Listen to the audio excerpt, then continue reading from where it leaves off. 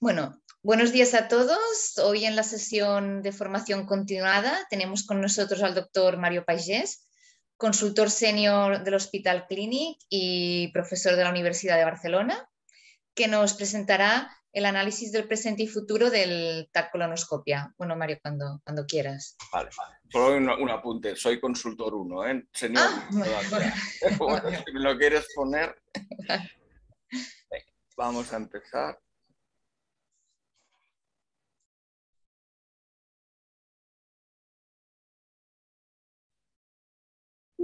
Vale, ¿estáis viendo la pantalla?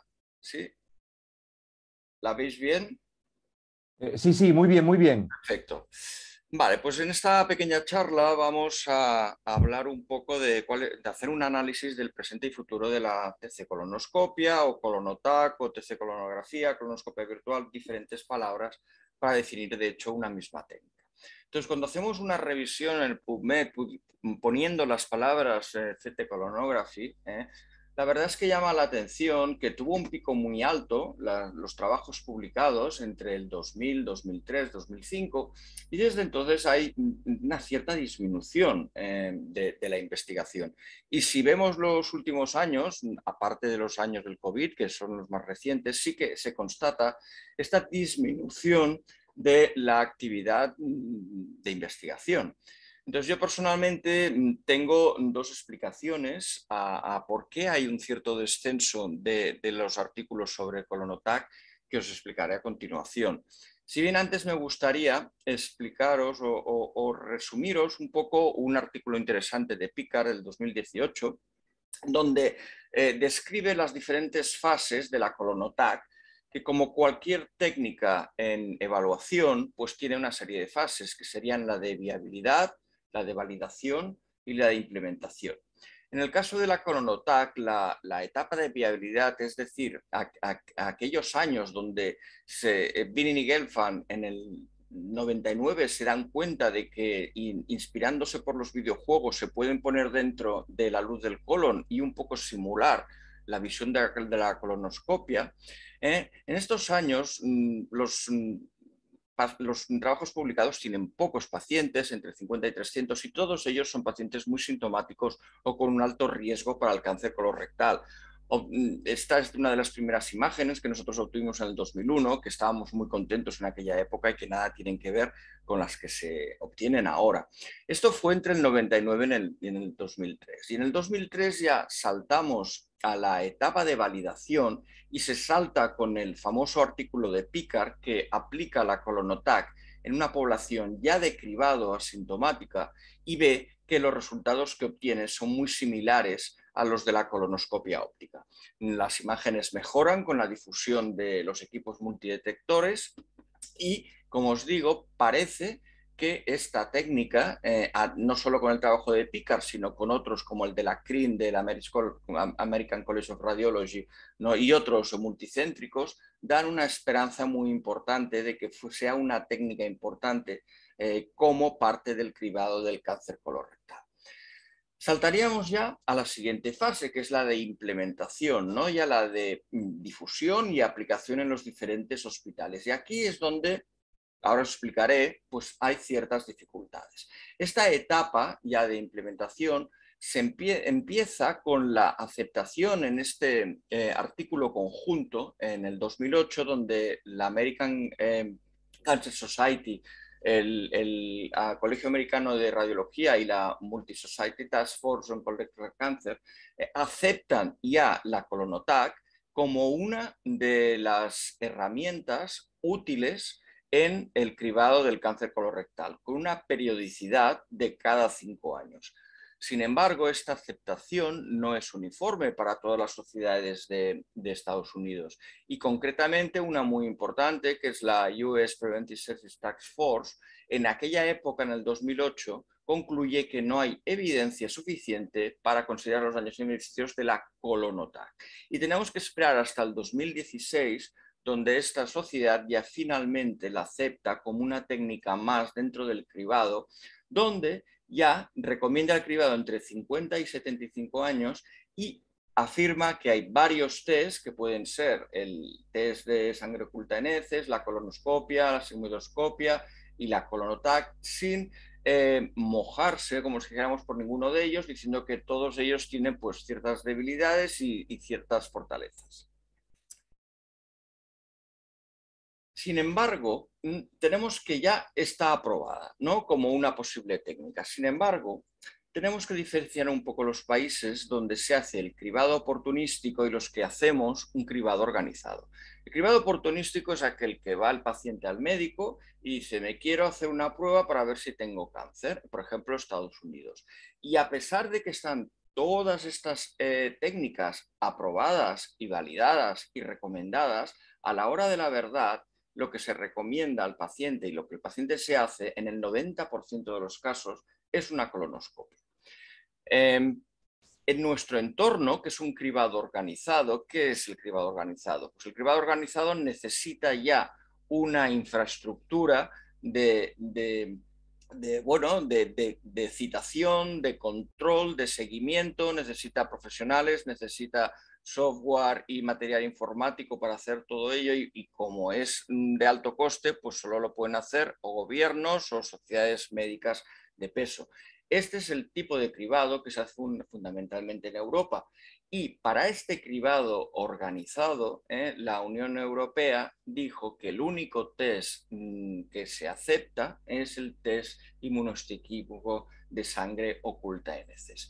Y aquí tenemos este mapa donde vemos este cribado organizado en Europa y vemos que el oportunístico similar a Estados Unidos lo hacen algunos países como Alemania, Suiza, Austria, Checoslovaquia, pero el resto, entre los que nos encontramos, estamos haciendo un cribado organizado y utilizando para ello el test de sangre oculta en heces. ¿Por qué? Pues porque va bien. Porque en nuestro entorno, en Cataluña, se acepta entre pacientes entre 50 y 69 años.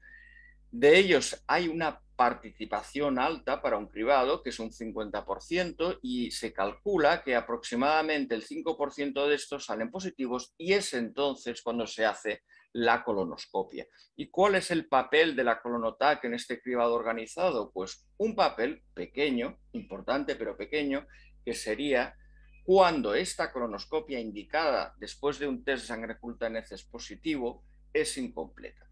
Y esto ocurre, al menos calculado en nuestro vecindario de la zona del clinic donde se hace el cribado, en un 0,95% de los casos.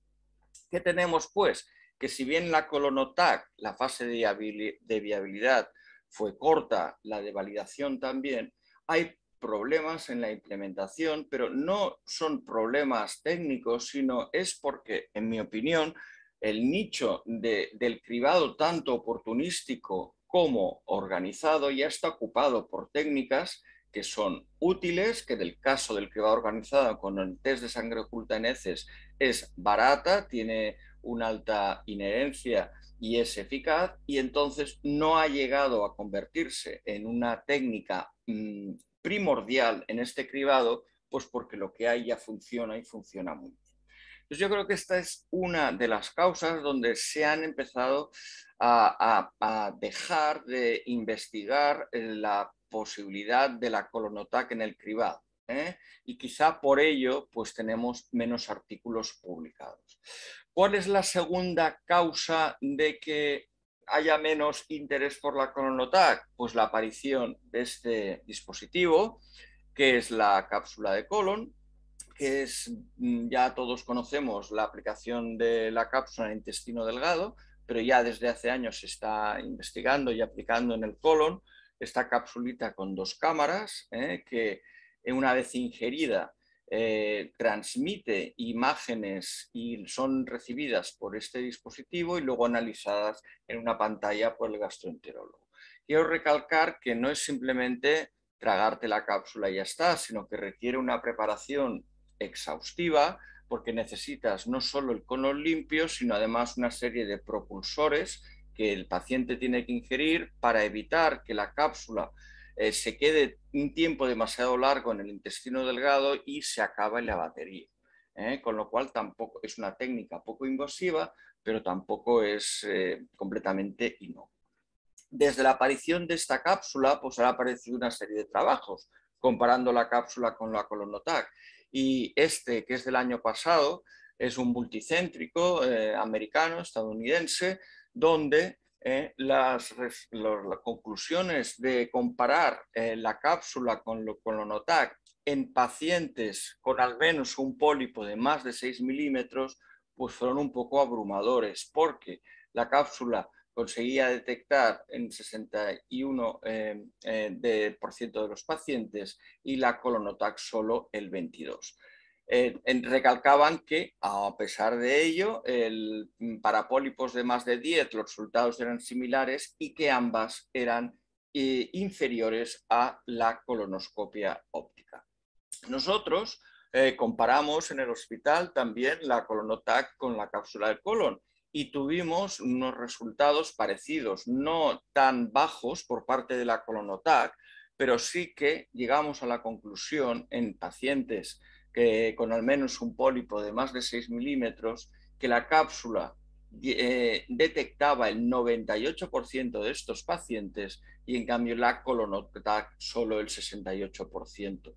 Para pólipos mayores, los resultados no tenían valor estadísticamente significativo. ¿Y dónde fallábamos? Pues fallábamos los pediculados, las Colonotac los veía, pero fallábamos en los sesiles y sobre todo en las lesiones planas. No solo la cápsula se ha aplicado en pacientes de cribado, como los que hemos visto antes, sino que también ya hace unos años se comparó en las colonoscopias ópticas incompletas y los resultados fueron similares. Para pólipos de más de 6 milímetros, después de una colonoscopia incompleta, la cápsula tenía una sensibilidad del doble que la Colonotac. Toda esta serie de artículos pues han un poco provocado varias cartas de defensa de radiólogos, de Colonotac, un poco considerando lo que os he comentado, que la cápsula ve más, pero que tampoco es una prueba libre de preparación y por otra parte es una prueba mucho más cara, donde vemos aquí el coste de la PIL-CAM del coste de la Colonotac, que es más del doble. Naturalmente, si lo comparamos en un cribado organizado con el test de sangre oculta en heces, pues ninguna de las dos tiene comparación. ¿Qué pasa? Que desde la irrupción de la cápsula ha sido necesario por parte de la ESGAR, de la Sociedad de Radiología Abdominal Europea y por parte de la Sociedad de Endoscopistas Europeos, hacer un poco una guía para ordenar, ¿no? Para decir, bueno, ahora ya tenemos la Colonotac, tenemos la cápsula, vamos a aclararnos un poco en qué condiciones están aceptadas una u otra. Y ha servido pues un poco para clarificar las cosas. Naturalmente, la primera, que es cuál es la exploración radiológica para el cáncer colorectal. Esto ya estaba muy claro, el enema opaco ya hacía años que no se utiliza porque la Colonotac es mucho más superior para detectar no solo pólipos, sino cánceres. Pero habían dudas de, a ver, si tenemos una colonoscopia incompleta, y de momento sigue siendo la Colonotac, pero veis ya en los centros que tengan experiencia puede realizarse una cápsula de colon. Cuando haya contraindicaciones a la colonoscopia, sigue siendo la Colonotac. Y aquí me gustaría recalcar este grupo de pacientes que he dicho que estamos haciendo muchas Colonotac, que no es que tengan contraindicaciones a la colonoscopia, pero son pacientes mayores con comorbilidades, que el médico no quiere hacerles una endoscopia porque tampoco los síntomas son claros de que tenga un cáncer, solo podría tenerlo, y entonces le estamos haciendo Colonotac. Y de momento en estos pacientes la Colonotac es la herramienta útil y yo creo que lo va a ser por mucho tiempo y es además, bueno, poco invasiva y eficaz. En el caso del cribado, como he comentado, no se emplea ni la Colonotac ni la cápsula en nuestro entorno, porque este es el entorno europeo. Entonces, el cribado tiene que hacerse con el test de sangre oculta en heces Y en el caso de que no haya un programa establecido y sea un cribado oportunístico, puede ofrecerse la Colonotac como una posibilidad más. La cápsula todavía no está aceptada. En el caso del test de sangre oculta NCES positivo con colonoscopia incompleta, que es lo que os he comentado de ese momento en que nosotros sí que somos útiles dentro de la logística del cribado, pues tiene que hacerse una Colonotac. Pero como veis, en centros con experiencia, también en estos casos puede hacerse cápsula. Control de cáncer colorectal intervenido, colonoscopia siempre. Si está contraindicada la colonoscopia, puede hacerse una Colonotac con contraste. Síntomas de inflamación aguda o postcirugía inmediata. Nunca hacer Colonotac, porque en esos casos puede producirse una perforación. Detección de pólipos de más de 6 milímetros. Esto es una guía, porque en Estados Unidos, en el grupo de PICAR, lo que hace es dar la posibilidad de que los pacientes con pólipos de 6 a 9 milímetros se controlen con Colonotac, pero esto no ocurre en nuestro entorno. En nuestro entorno pasan a hacer colonoscopias, se resecan y si realmente hay unos casos en que tenga mucho riesgo hacer esa colonoscopia, se pueden controlar, pero como segunda opción. Y finalmente, en el control post-polipectomía, la colonoscopia. Un poco me he estado bastante con esta diapositiva, pero yo creo que es clara para saber un poco cuáles entre este entramado de técnicas son las que realmente se aconsejan tanto por la Sociedad de Endoscopia como por la de Radiología Abdominal. Lo que os quiero recalcar es que a pesar de que la Colonotac pues no tenga futuro como técnica primordial en el cribado, sí que es muy útil en la colonoscopia incompleta. Nosotros estuvimos mirando a ver qué proporción de pacientes se les cambiaba la orientación clínica o el planning quirúrgico después de una Colonotac, y si solo nos refiriéramos a la posibilidad de detectar un cáncer sincrónico que ocurre en alrededor de del 4% de los pacientes, pues tendríamos un cambio del 4%, pero no. Nos salió que hasta en un 15% de los pacientes, los hallazgos de la Colonotac producían cambios clínicos y quirúrgicos. ¿Y eso por qué? Pues porque hay aspectos de la Colonotac que igual no tenemos en cuenta, ¿no? Solo pensamos en detectar la sincrónica o detectar la neo que no has visto por adherencias de una diverticulosis o detectar los pólipos que hay proximales a una estenosis y no pensamos en otras aplicaciones que las tiene, como por ejemplo caracterización de una lesión colónica como benigna y que no requiere más pruebas. Por ejemplo, un lipoma. Se le ha visto en la endoscopia una lesión que puede ser un lipoma, pero no están seguros, y nosotros vemos la densidad grasa y eso también es algo bueno que tiene a Colonotac. O como, por ejemplo, caracterización de la afectación colónica tumoral extrínseca. Por ejemplo, en estos casos de aquí, lo del lipoma que os decía, se le ve esta lesión que ya el endoscopista dice que puede ser un lipoma, pero bueno, nosotros en la Colonotac vemos su densidad grasa y ya este paciente ya acaba su recorrido clínico aquí porque ya está diagnosticado.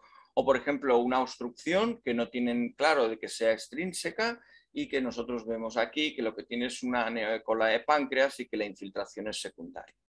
Y lo mismo con cómo cambia la Colonotac la cirugía. Pues lo que piensas es que normalmente si detectas una sincrónica o un pólipo grande, pues tendrás una ampliación de la resección y esto sí que ocurre y nos ocurría en el 50% de los cambios quirúrgicos eran debido a eso. Pero no piensas, por ejemplo, en el cambio de la localización de la resección. Y es que la endoscopia, pues a veces tiene limitaciones para situar las lesiones.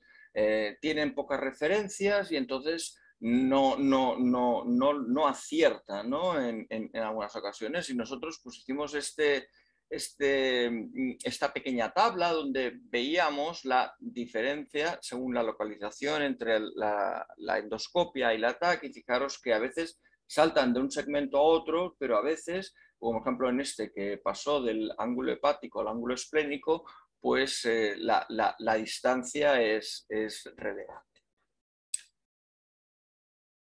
Una vez dicho esto, en todos estos años, ¿qué hemos aprendido? ¿O qué ¿cuáles son nuestras debilidades? Y después del trabajo que hicimos de comparar con la cápsula, pues nos dimos cuenta de que las lesiones de más de 1 centímetro las vemos todas menos las que son planas, o muy sensibles, muy sensibles. Por ejemplo, esta de aquí no la vimos, y es que luego intentándolo buscar en las 2D no la veíamos igualmente, y solo fue en una reconstrucción 3D que aquí pues hay cierta irregularidad, pero vaya, que es muy difícil de diagnosticar.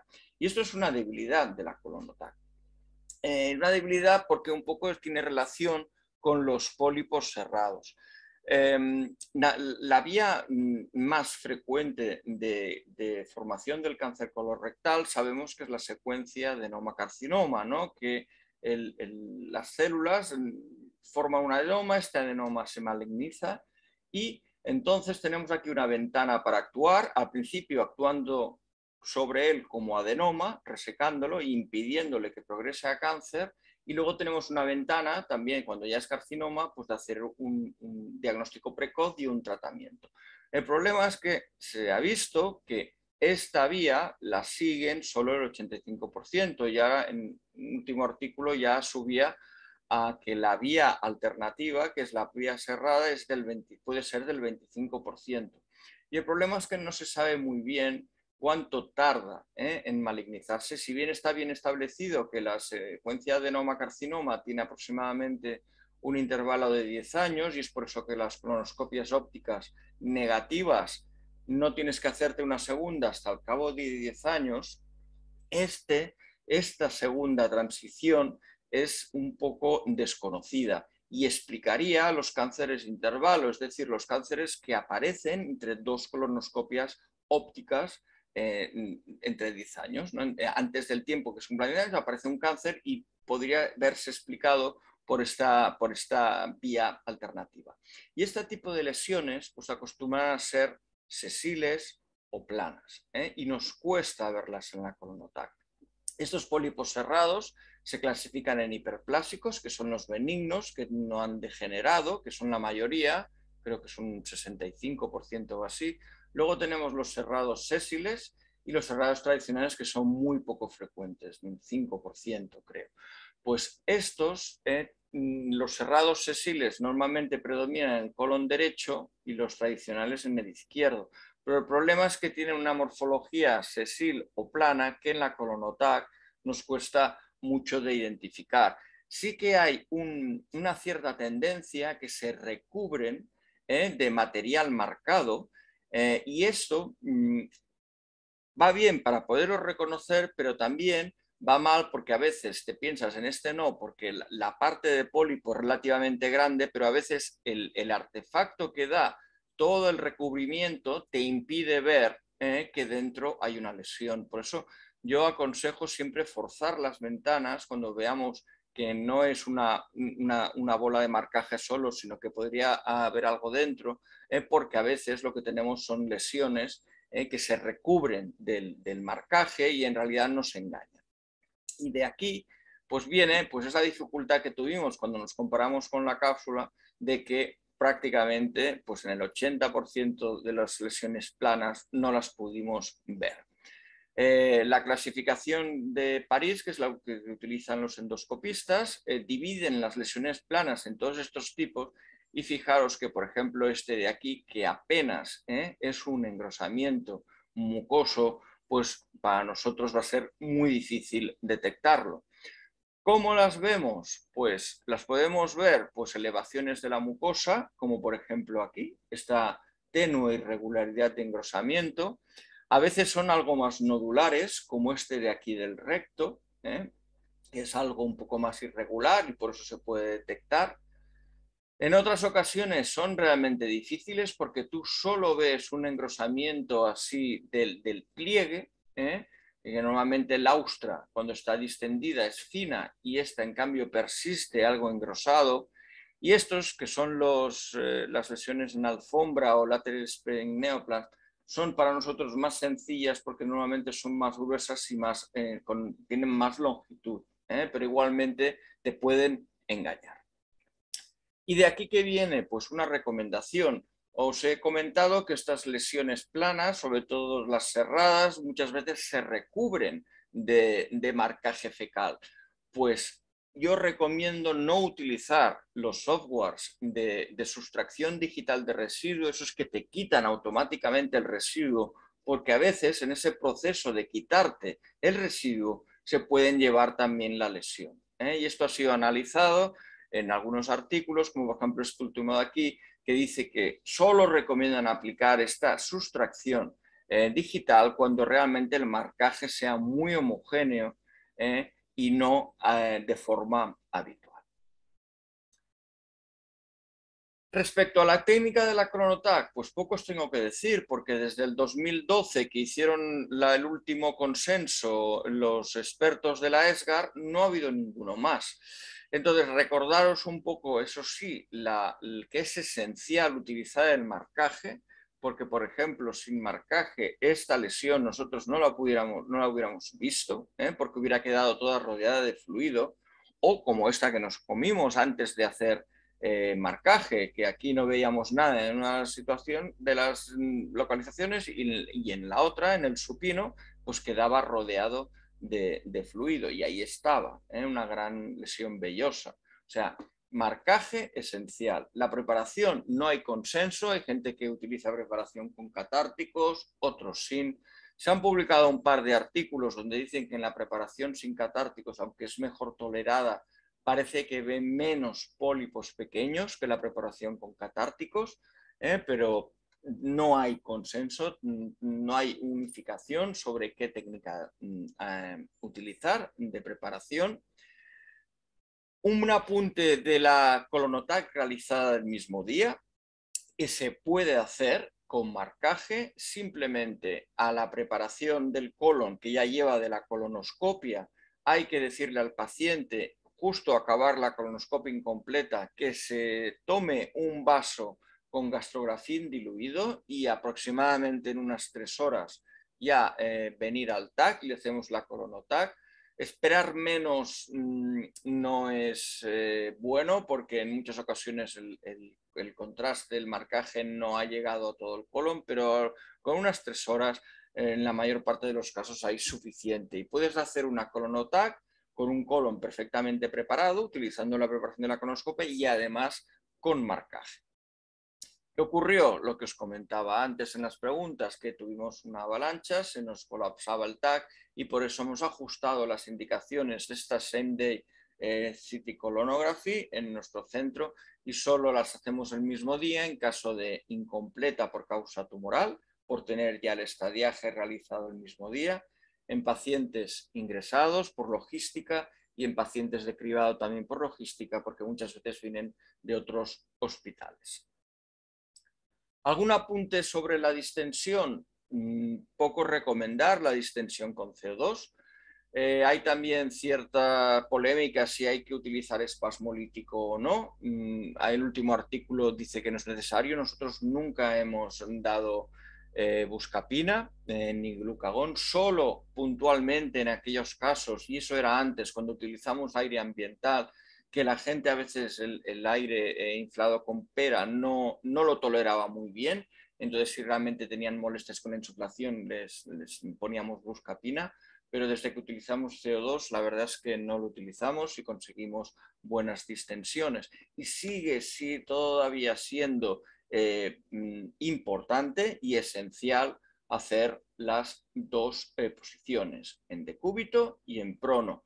No solo por movilizar las lesiones, que esto era antes del marcaje, ¿no? Que muchas veces no sabíamos si eran móviles, eran lesiones o no, sino porque se redistribuye el aire y segmentos que no tienes bien distendidos en una de las posiciones, con la segunda la consigues. Respecto a la lectura, pues 2D o 3D, un poco a gusto del radiólogo. En Europa somos más de lectura basada en el 2D, en Estados Unidos más en el 3D. Pero básicamente lo que hay que hacer es una lectura compartida, utilizando simultáneamente las dos lecturas. Cuando tienes dudas en 2D puedes irte al 3D y al revés. Si tienes dudas en el 3D te vas al 2D. Es importante utilizar todo, pero la lectura predominante puede hacerse en una u otra modalidad. Respecto a las lesiones diminutas, ¿tenemos que leerlas? Pues yo creo que si no lo tienes claro, no, porque una lesión de menos de 5 milímetros, que igual es un resto fecal, que no hay que leerla. Ahora, en otras ocasiones sí que tienes esa confianza de que es una lesión, y entonces sí que yo estoy seguro, aunque sea una lesión de 4 milímetros, que es una lesión polipoide, acostumbro a leerla. El uso del CAT básico va muy bien, yo lo utilizo diariamente, lo que pasa es que siempre como segundo lector y no como un caracterizador, sino como un sistema de detección. Entonces, la primera lectura de forma clásica y luego pues que te enseñe lo que él ha visto, porque si bien la mayoría de las veces son lesiones que no lo son, son pliegues, el globo de la sonda, en alguna ocasión sí que puede señalarte algún pólipo pequeño que no has visto tú correctamente.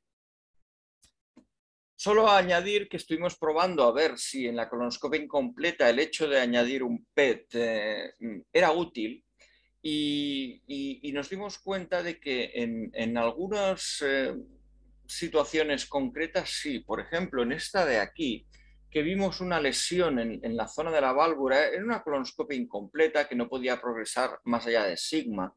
Y en el ciego vimos una lesión que probablemente era una lesión neoplásica, pero en ocasiones aquí en el ciego, cuando a veces las cosas no están bien marcadas, pues podría ser también un acúmulo de material no marcado alrededor de un austra. Y como no se podía repetir en este caso la colonoscopia, porque había mucha dificultad de paso, y antes de indicar una micolectomía derecha, ¿no? Porque es lo único que puedes hacer ya, decidimos confirmarlo a ver si un PET marcaba esa lesión, y claramente vimos que sí, con lo cual ya fui a cirugía con un mayor grado de seguridad diagnóstica. Ahora, en el resto de las ocasiones, pues la verdad es que no ayudó mucho. Sí, para hacer, en los casos de cáncer, un estadiaje más fino, pero el problema del PET es que los pólipos entre 6 y 9 milímetros no los ve. No los ve pues por dificultad inherente a su resolución. Y finalmente, para acabar y como conclusión, solo recalcar que la ColonoTAC sigue siendo y lo va a ser una técnica muy útil, precisa, poco invasiva en completar el estudio tras la colonoscopia incompleta, que es una técnica segura, y esto ya os lo he comentado, en pacientes añosos o con morbilidades en los que no se desea indicar una colonoscopia o como primer test para descartar un cáncer colorectal. Y finalmente, que esto sí, como ya hemos visto, yo creo que está bastante claro que el papel de la colonoTAC en nuestro entorno en el cribado es solo complementario a la colonoscopia. Y finalmente, pues nada, si ya tenéis a partir de ahora alguna pregunta, pues encantado de responderos. Bueno, muchas gracias, Mario, por esta excelente presentación que nos ha mostrado las indicaciones y utilidad del ColonoTAC. Vale, voy a pasar a leer las preguntas de la audiencia.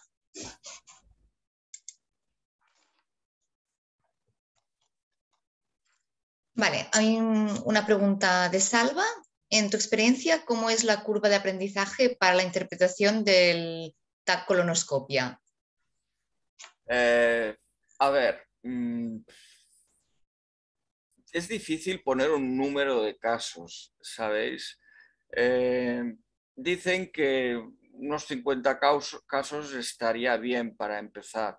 Yo, más que 50 casos, lo que intento es, cuando formamos a la gente, concentrar casos con patología, ¿sabéis? Y entonces, para que vean pues diferentes formas de lesiones polipoides, de cánceres que no son concéntricos, sino que solo afectan a una parte de la circunferencia y son más difíciles de detectar. De otro tipo de lesiones, como pueden ser pues lipomas, y crear como un atlas, ¿no? Y una vez más o menos se han visto estas, ya luego completarlo con una serie de casos con patología y no.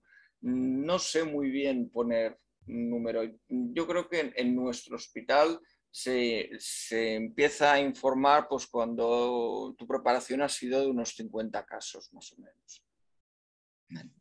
Otra pregunta de Salva. ¿Vosotros creéis que deberíamos hacer una petición y un informe radiológico estructurado en la interpretación del TAC colonoscopia? Sí, no os he comentado, pero ya hay un CERRATS, ¿no? que se publicó, pero la verdad es que no lo utilizamos y con la gente que hablo en general no lo utiliza. Básicamente porque no es como en otras áreas, ¿no? Como en la próstata o la mama o en el hígado, que tienes muchas variantes y muchos diagnósticos. La verdad es que los informes de Colonotac son muy breves. Simplemente hay que explicar la técnica, si la limpieza es correcta, si la extensión es correcta, es decir, si ese paciente es diagnóstico con lo que tienes, y luego los hallazgos. Y simplemente es decir, pues hay tal lesión sugestiva de proceso neoformativo, un pólipo aquí, pero es que normalmente otra cosa es ya cuando tú ves un cáncer, pones el contraste y haces un estudio de extensión completo. Pero el informe de una colonotac es muy breve, con lo cual informe estructurado podría ser, pero en todo caso no lo veo esencial en el caso de la colonotac. Vale. La siguiente pregunta, ¿vale? Creo que ya lo has explicado un poco con el CAT, ¿vale? Comenta Salva, ¿en tu opinión pueden ser útiles los algoritmos de inteligencia artificial como soporte en la interpretación del TAC colonoscopia? Es que lo son y son muy útiles. O sea, yo el CAD lo utilizo siempre, pero siempre. Y siempre que leo con un residente o hablamos con adjuntos, todos lo utilizamos. Todos. Pero más que nada, o sea, tú primero has de hacer tu primera lectura, porque yo tengo recogidos cánceres, o sea, no pólipos, cánceres que por ser, como os he dicho, pues que no son concéntricos o que no son muy polipoides, sino algo aplanados, que el CAD no los ha visto. Entonces, va bien porque a veces los pólipos pequeños, sobre todo si utilizas una lectura 2D, como las que hacemos la mayoría de aquí, de radiólogos en Europa, los pólipos pequeños a veces se te pueden pasar, porque en la visión 3D son más llamativos, pero en la 2D, pues alguno puedes perder y el CAD los ve.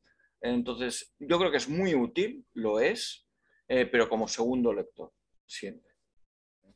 Vale. Hay otra pregunta de Salva. ¿Las técnicas avanzadas del TAC dual, doble energía, pueden ser útiles para realizar el TAC colonoscopia?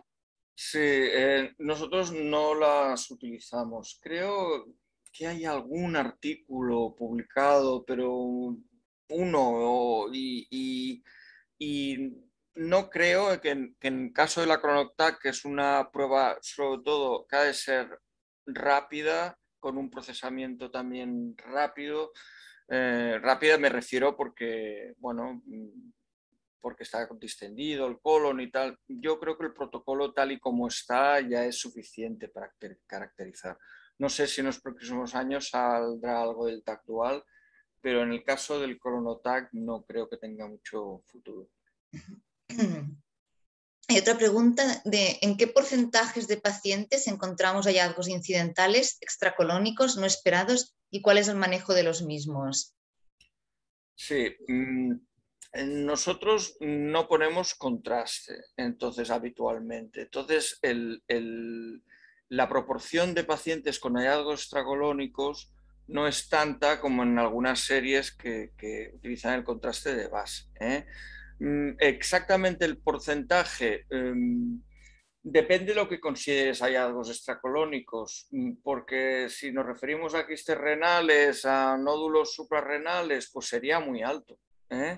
Lo que pasa es que nosotros, en general, como os he comentado, hallazgos extracolónicos solo los referimos en el caso de que sea una malignidad, una masa que comporte realmente un cambio en el manejo clínico, o si no, o algún tipo de hallazgo que te podría explicar aquella anemia, que es la razón por la que es la colonotac, como por ejemplo una hernia de hiato grande. Entonces, sí. Exactamente el porcentaje no lo sé, no te lo sé decir, pero no es muy alto. Hay otra pregunta. ¿Cuánto tiempo se necesita para hacer el postproceso y el informe de un TAC colonoscopia? Bueno, hay un artículo interesante que publicó el grupo de inglés de Colonotac y que hay una relación directa entre el tiempo de lectura y los falsos negativos. Es decir, y además también una relación directa con el número de colonotacs leídas en un día. Entonces, eso significa que no puedes leer muy rápido y que no puedes leer muchas colonotacs seguidas, porque al final, debido a que hay muchas que son normales, porque lo son, pues bajas la guardia y entonces fallas. Entonces hay que tener un límite de exploraciones de colonotac de lectura por tiempo, por día, y luego pues el tiempo, hacer un tiempo uniforme pues es difícil. Yo la verdad es que menos de 20 minutos no lo aconsejo, ¿eh? Porque en teoría tienes que mirarte el 2D de las dos posiciones, si haces una lectura básica basada en el 2D. Eso significa pues, hacer zoom de la imagen, ir buscando y luego, si lo complementas con el 3D, tienes que hacer una visión endoscópica de las dos, del prono y el supino. Luego le tienes que sumar el CAT, que es lo que hacemos, para confirmar. Yo creo que en menos de 20 minutos no sale. La siguiente pregunta, ya la has contestado en las últimas diapositivas, que era, ¿es útil el PET-TAC para realizar TC colonoscopia? Pues es lo que os he comentado al final. No es útil de cara a ver pólipos. Lo que sí es útil, y lo tenemos como ahí un arma guardada, sobre todo en incompletas. A ver, cuando tú tienes una lesión, una colonoscopia incompleta y ves algo sospechoso proximalmente, lo que se hace siempre es repetir la endoscopia, porque muchas veces se consigue sobrepasar la dificultad de paso.